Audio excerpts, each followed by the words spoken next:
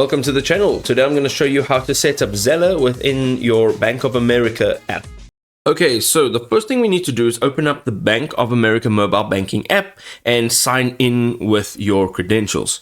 Now, go and tap on Pay and Transfer from the main menu, and then go and select Zelle to begin the entire setup process. Now, for first-time users, tap Setup Zelle and carefully follow the on-screen prompts to get started.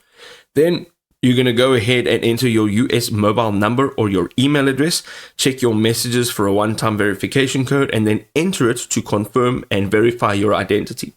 You can now add contacts by selecting from your phone or even manually entering their email or phone number, and look for the purple Z icon to identify enrolled users. You can now choose your Bank of America checking or savings account to link with Zelle for seamless sending as well as receiving.